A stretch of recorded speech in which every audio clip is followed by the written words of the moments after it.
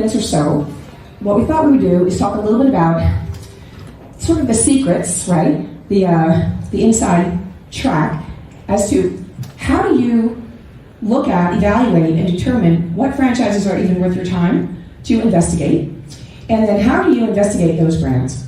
Excuse me. We have found that people who end up getting what they want, so whether they're investors, they're looking for something very large, or they're individuals looking to replace a professional salary, or maybe something on the side, right? The people that get what they want approach this process in a certain way, in a way that other people tend not to approach it. And so I've learned, after the many 2 decades now, helping people do this, that people come to looking at franchising with assumptions. They come with ideas, as we do with everything, because if you're here looking to buy a business, obviously you're successful in your own right. People don't come here unless they have accomplishments behind them. And those accomplishments and that analytical nature and that success that's brought you here has you look at this in the way that you've looked at things before. And what I think you might find is that there are some pleasant surprises along the way. So before we get into a little bit about what I find really exciting about today's franchising, which is some options, lifestyle options that we've never had before, I wanted to go through a little bit of a quiz. And it's 7 questions. We could sort of just run it through with kind of a raising of hands, and then talk a little bit about just a nugget of the truth inside of these quiz questions. And what I think you might do is you might realize you're either real prepared to just jump into a search, or perhaps you might want to learn more. And I'm happy to give a copy of Nick Yanakis' best-selling book, The Franchise MBA, to all of you folks. And it's a great piece. It's a little baby MBA about franchising. Okay, so here we go. So you want to think about, you agree with this, you strongly agree with this, you disagree, or you strongly disagree. Okay? Right, there's no cheating. Okay. All right, so number 1. When you're thinking about narrowing down all of the categories in franchising, chances are, if you look in the categories that are aligned to your education or your previous work experience, you're going to have a greater chance of success. Okay.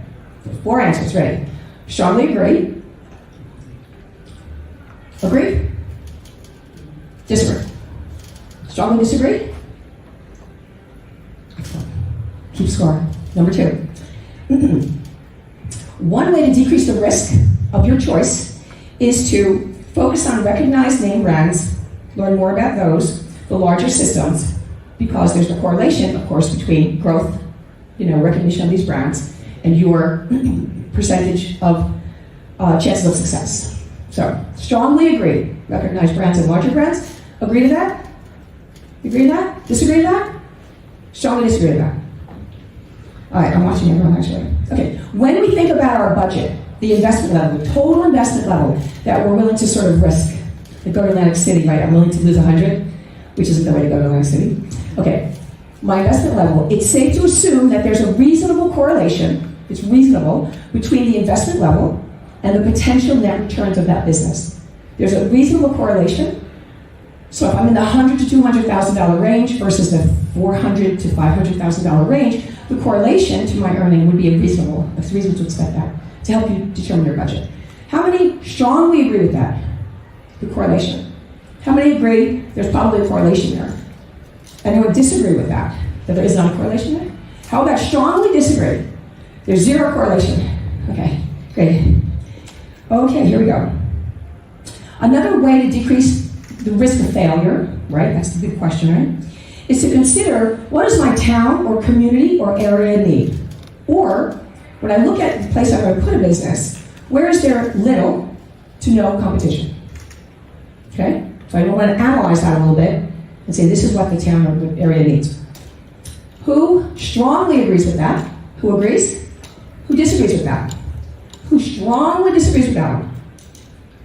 Strongly disagrees with that. Okay, almost done. So you know that the FTC regulates franchising. The FTC Ronald Reagan back in '71 came in with a whole bunch of good reasons to add regulation to franchise sales to protect the consumer. So there's a lot you're going to learn about that. So after you learn that and you talk with the franchisor, there's probably, most likely, a tremendous amount of information, or a lot of the information you're going to need for your decision found on the internet.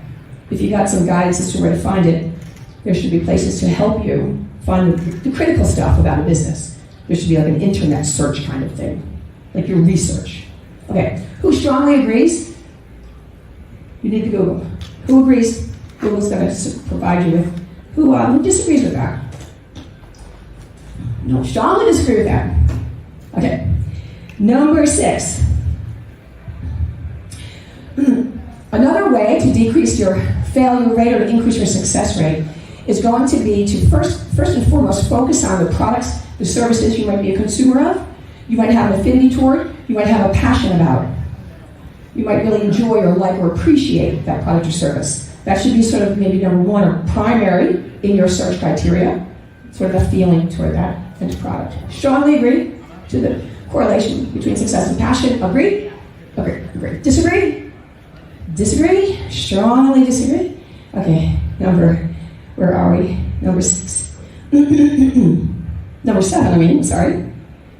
Okay, so if and when you have the goal, the main goal of ROI, make the most money I can, okay, it's safe to assume that you should be looking at franchise resales because they're cash flowing. Cash flow and franchise resales most likely would have a better chance to make you money in the situations when your first and foremost goal is the ROI.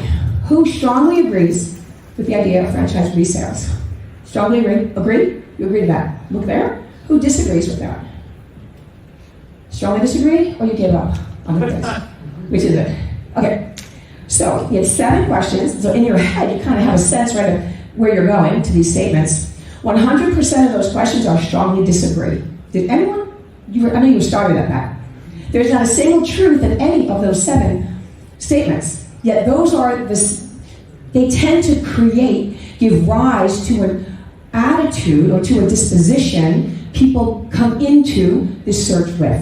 And it's that kind of misunderstanding, which logical, everything's logical, that it doesn't hurt you. I don't think anyone's going to buy a Blockbuster tomorrow. I don't. You know what I'm saying? I really don't. So it's not that fear-mongering, but what it does is you miss the opportunities because you think you know. And in looking at a franchise, and I've been in business since 1988, my opinion doesn't matter at all. So if my opinion, and that's kind of a lot of years, a lot of brands and a lot of success and everything. If my opinion doesn't hold weight, yours doesn't either, right? So what is it? What isn't? What's the truth? There's a whole lot to learn. And the cool thing about doing a search and committing to a search is that you'll find it's a counterintuitive process. You'll be really surprised. So sort of this open-minded, you're not here to buy a business. You don't look at this, am I going to buy that business? You're going to say to yourself, is this worth my time?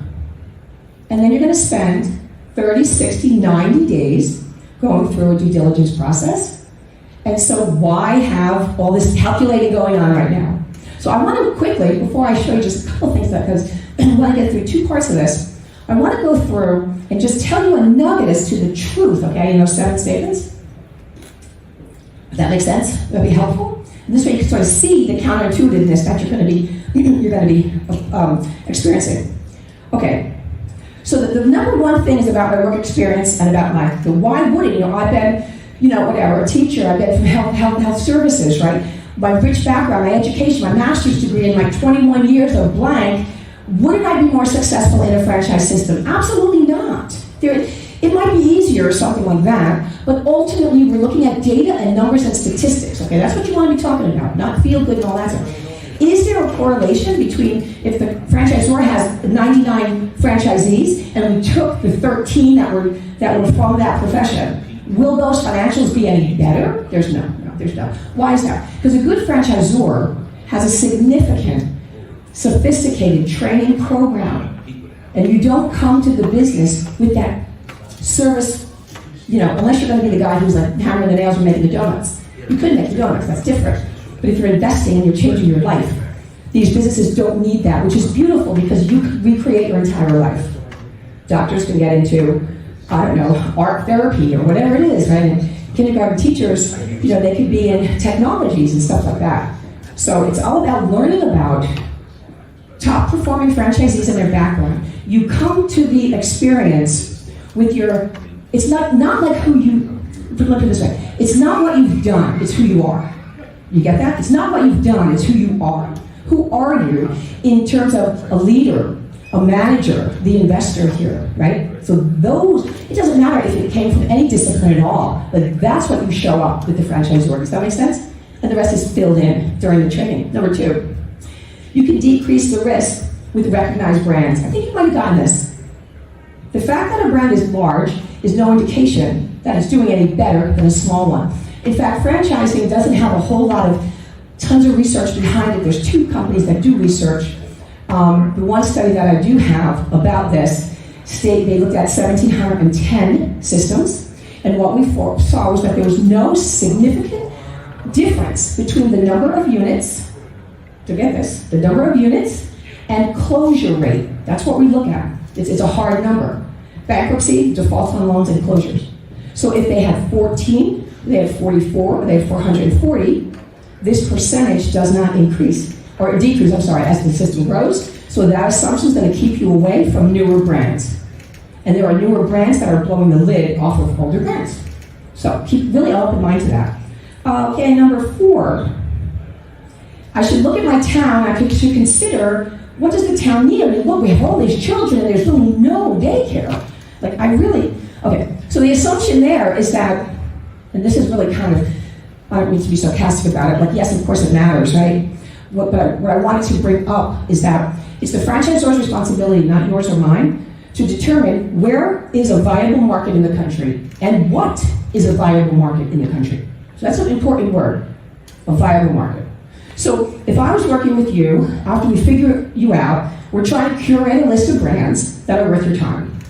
So once we get that list, what my team does is make sure where you want to put it is viable. So we talk to the franchisors, and they say normally yes if it's open, no if it's sold, and no if the business wouldn't succeed there.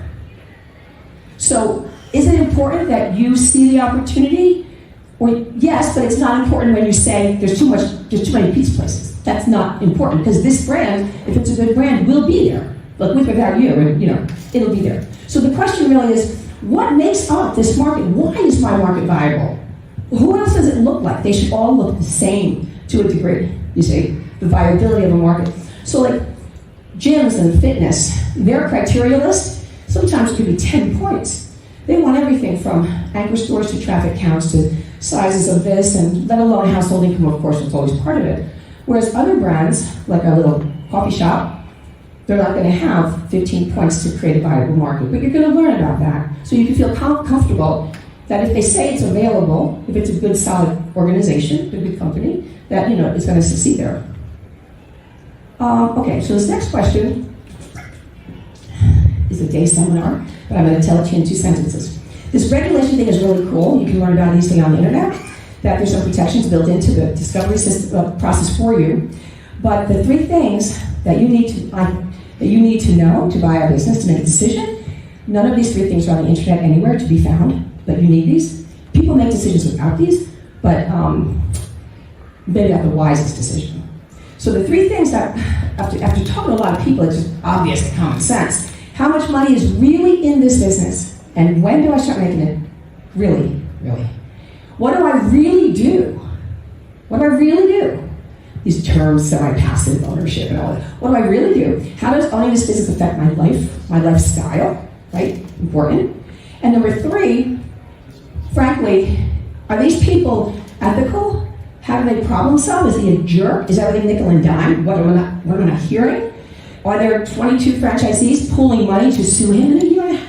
Which happens, right? What's that culture? Who are these people? Because frankly, during the discovery process, the large majority of the time in discovery, you're talking to a salesperson, which is fine. Dog and pony show, tolerated. But then you get deep into the real learning. And so those 3 things are not on the internet. So can the internet help you? Completely limited. This is an experiential process, and you have access by the government, guaranteed. You must be given access to the entire system of franchisees and 2 years of people who left the system. So if I was buying a business, I'd be calling everybody on that list. Because maybe there's some great reasons why, right? Maybe the corporate bought him out and gave him 10 million or something, right? It doesn't necessarily mean bad if there's, changes in those numbers. The numbers aren't going up, say. So that is kind of a really eye-opener. Okay, 2 more. Number 6. I think this is one of the easier ones that people get. The correlation between my passion for the business and my success. Okay, so again, a little bit kind of conflicting, but the reality is there is no, and again, I just use numbers on everything, right? So statistically, right? If you're more passionate, about, coloring books, and it's a coloring book business, your passion it's not quantifiable to improve financials. However, the more I've learned that the more successful someone is, the more passionate they become. So one of my business partners was something overseas. I met him when we were looking at a trash compacting business, dumpsters, gigantic rolling pin trucks that goes to stores and they smash trash. And it's called Smash My Trash. And they sold 532 units in a year. This guy bought 5. He's the coolest guy in the world. And I promise you, he doesn't think about trash. Like cocktail party talk is not boxes getting crushed. You know what I'm saying? It has zero to do with it. So the correlation, right? When I see people, disaster recovery, there's so much money in that. Drying people's stuff out and fire clean, right? The passion can be something in there. So it's the design of the business. Am I a person looking to scale? I want to play really big. I want to develop individuals. I'm building this for my children. That's where the passion is. And so we're borrowing these businesses. In other words, people tend, I think, to look at the buying of a franchise from a consumer, obviously, standpoint, right? I'm looking at businesses. Do I like pizza? I'm looking at it. We got to go behind it as the investor and look at it in a very different way, right? So we got to get past that. And the last one, number 7, is about resales. Doesn't it make sense that if my main focus is my ROI, I should look for a cash flow business? Well, number 1, everyone's main focus is that. It's not like when I want to make the most money, I should do it differently. There is no other main focus, right? Where is this profitability? Can it do what I need it to do always? And I can tell you, one of the secrets to truly build wealth in franchise investing, and many, many people never leave. Once you start looking at this stuff, and you work with myself and people like me, there's a lot of us out there, thousands, you kind of stick around because it's so fun and exciting. But when you begin to think about what you need in a business, what you need, how much can I afford? How much does it have to make? Where is it located? What do I want to do? What don't I want to do? And what can't I do? What about the category? Is it on trend? What about competition with franchisor? You're going to have, which is what we'll do, we define your kind of criteria set.